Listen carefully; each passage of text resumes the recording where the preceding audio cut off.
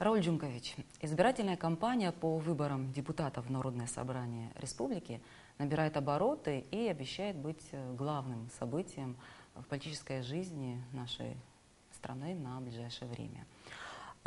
Как и ожидалось, интерес к выборам большой, активность инициативных групп и партий достаточно высока. В целом в этот процесс вовлечено немалое количество людей, что в принципе воспринимается по-разному. Каково ваше отношение к такой активности? Наверное, как и любой политический процесс, выборы в парламент тоже вызывают определенный интерес нашего населения. Мы слышим разные мнения, и эти мнения противоречивы. Кто-то говорит о том, что на эти выборы придет меньшее количество людей. Другие говорят о том, что выборы будут очень острыми и жесткими. Мы слышим и другое, о том, что в последнее время, последние годы раскол в обществе реально, мол, существует. Но хочу сделать свое замечание по этому вопросу. Да, действительно, есть определенные жесткие трения в обществе. Но в целом, в самом обществе, в самом народе, как такового раскола нет. Водораздел проходит практически между политическими силами, существующими в Абхазии. Говорят о разности видения построения этого общества, обозначая единую цель. Но это так и должно быть. Но я думаю, что звучащие мнения, как и в самом обществе, и зачастую я вижу на телевизионных эфирах мнения многих политических деятелей по поводу этой ситуации, оно не совсем верно. Политические силы должны бороться, и разность программ, разность мнений должна присутствовать. Но есть проблема другая. Сами политические силы внутри не едины. Даже в самих политических организациях существует великое количество мнений в отдельно взятых структурах. И тому свидетельство последнее событие даже в той же Амцахаре, когда часть старшего поколения этого политического движения говорит о своем видении, о своих намерениях. 5 лет назад вы сами тоже участвовали в избирательной кампании. Если все-таки сравнивать, что-нибудь изменилось, есть ли отличия по накалу, ажиотажу, по политическому противостоянию? Я думаю, что особого различия нет. И тогда было большое количество людей, и тогда было много обещаний, и много не было выполнено теми же кандидатами в депутаты. И в процессе самой предвыборной кампании кандидат должен говорить открыто. Он идет от одного округа, но работать на всю страну и заниматься нормотворческой деятельностью, а не заниматься обустройством того или иного района, города. Хотя и это нужно озвучивать, доводить до исполнительной власти о проблемах населения.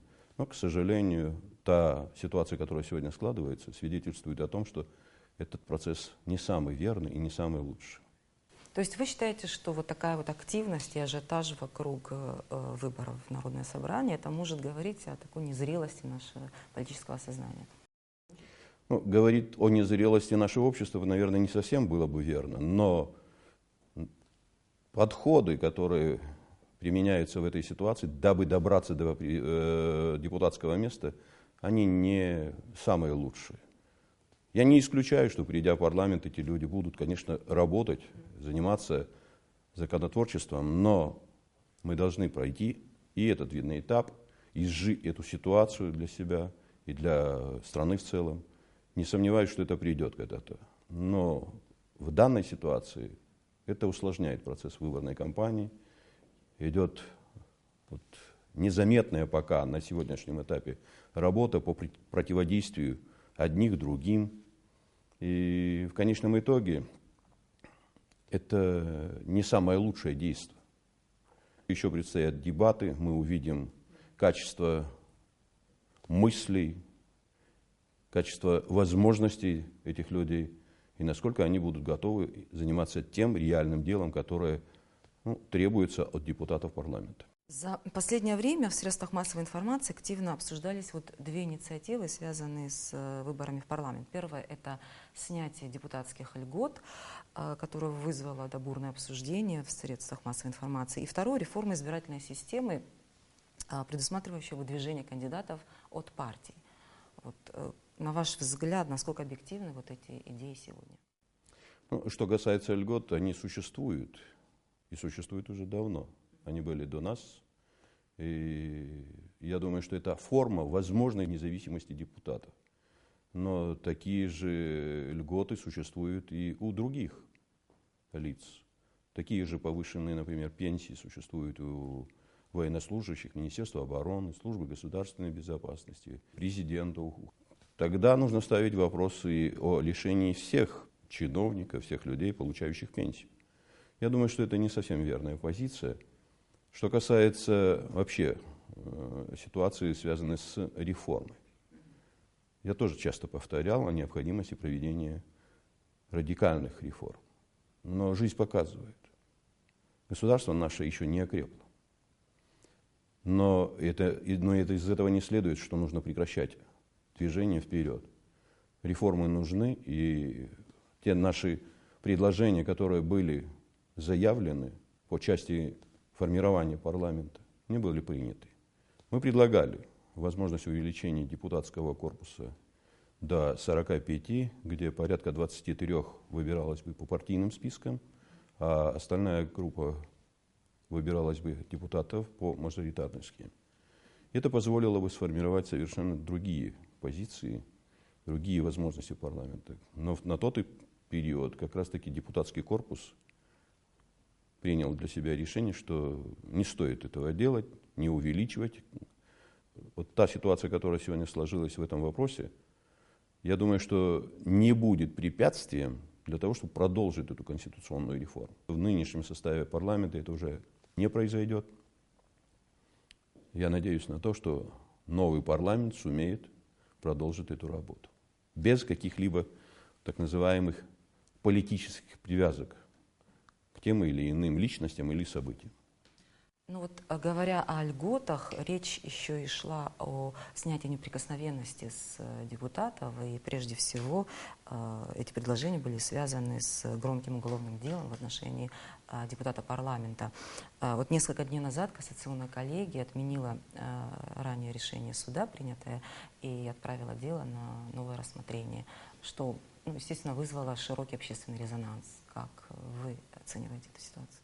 Начнем с того, что да, действительно, резонанс достаточно большой по части, касающейся всех этих процессов, но неприкосновенность – это не привилегия для депутатов. Это возможность иметь действительно независимый законотворческий орган.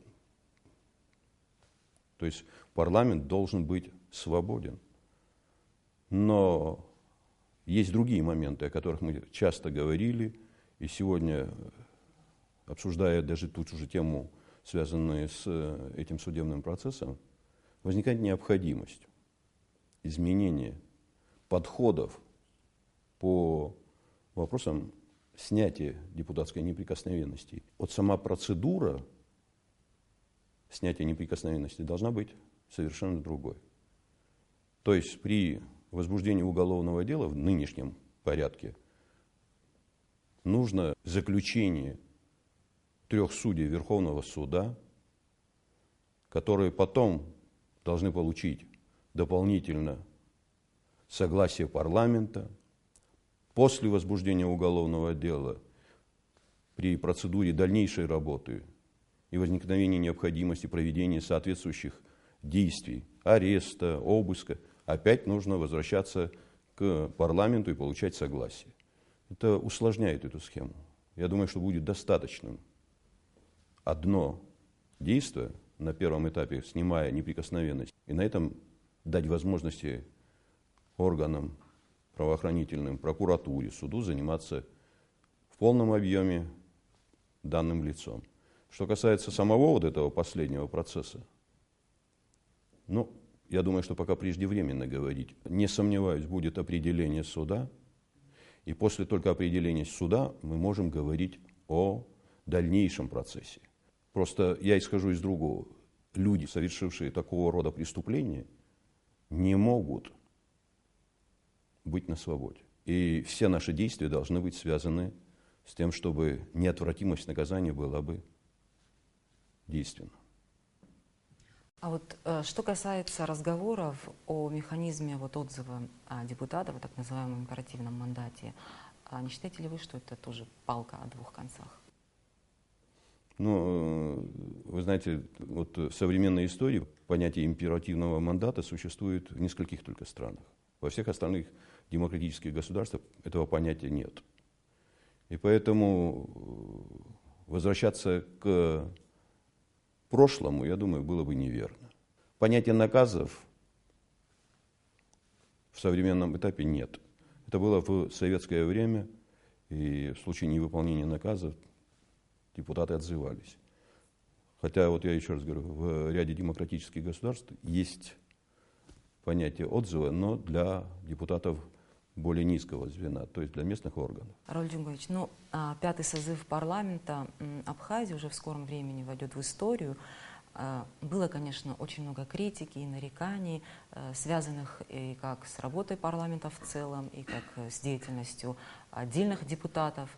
Вот, но с другой стороны, именно вот Народное собрание сыграло не раз ключевую роль в различных политических противостояниях, кризисах, взяв на себя львиную долю ответственности. Вот вы, как человек, который был частью этого созыва почти половину срока, и уже как глава исполнительной власти, не то что оценить, а вот на каких моментах вы хотели бы остановить свое внимание касательно работы парламента, что могло бы стать таким вот посылом и напутствием для уже шестого созыва? Вы знаете, часто я слышу критику в адрес наших депутатов и в целом всего депутатского корпуса о, мол, неких недоработках, о тех проблемах, которые существуют. Да, действительно есть. А где все идеально? Но есть вопросы, которые, конечно, и депутатам следовало бы глубоко изучать, принимать решения, которые воспринимались бы обществом совершенно по-другому. Это вопросы приватизации, это вопросы земли.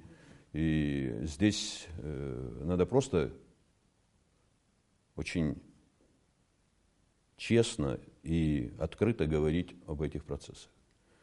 Те объемы работ, которые были сделаны этим созывом, они не маленькие.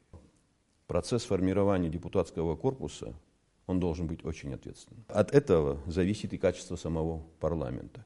Но в этом львиная доля ответственности и нашего народа. Народ должен выбирать депутатов не по родственным и не по финансовым возможностям, и не по тем обещаниям, которые даются, а именно, вот, смотря на то, насколько человек готов, насколько он понимает, зачем он идет в парламент. И, конечно, это патриотические качества человека, который не сдаст во имя каких-то меркантильных моментов свою страну, не примет тех законов, которые идут вразрез интересов нашего общества. Ну, вполне возможно, что тема перераспределения полномочий между исполнительной и законодательной ветвями власти будет вновь актуальной и в шестом созыве. А вот ваша позиция на сей счет? Я думаю, что меня правильно поймут. Я не собираюсь узурпировать власть как глава государства. Важно то, чтобы мы так распределили бы эти полномочия, чтобы мера ответственности каждой стороны была достаточно высокой. И формирование, предположим, того же кабинета министров, даже в нынешних условиях, если мы не строим по принципу партийных вот этих схем, то это не говорит о том, что парламент не должен влиять на процессы работы исполнительной власти. Давайте говорить, давайте решать эти задачи так, чтобы была возможность как раз-таки эти темы были бы открыты, обсуждаемы. Мера ответственности каждого того, кто приходит в исполнительную власть перед парламентом была бы достаточно высокой. Хотелось бы, чтобы и в процессе дальнейшей работы были бы возможности и совершенно другого порядка. Мы когда-то, будучи в оппозиции, говорили о руководящих лицах в той или иной сфере. Вот сегодня в прокуратуре, исходя из тех соглашений, которые мы приняли в результате вот этих сложных процессов, практически человек, которого представила оппозиция. Но и он сам об этом говорил. Кто бы ни был прокурором, кто бы ни был тем или иным лицом, представленным от оппозиции, это не означает, что он должен приходить и заниматься защитой интересов от той стороны, от которого он представлен. Он должен выполнять те обязанности, возложенные на него Конституцией, законами. И тогда, я больше чем уверен, и авторитет самой оппозиции, которая представила, предположим, это лицо, будет возрастать. Все будут практически нацелены на то, чтобы страна состоялась. Вопросы судебной реформы – это тоже шаг к тому, чтобы страна была совершенно другой. Процесс не останавливался. Да, он трудно, как говорится, реализуется, дается непросто, но в конечном итоге без этого, я думаю, государство не сможет. Ну и в заключение, Рауль Джумкович, что бы вы хотели сказать, обращаясь как к избирателям, так и к кандидатам в депутаты Народного собрания республики? Самое главное, чтобы этот процесс прошел спокойно, без напряжения, чтобы не было грязи. Работа должна быть нацелена на создание, еще раз говорю, условий, чтобы государство окрепло.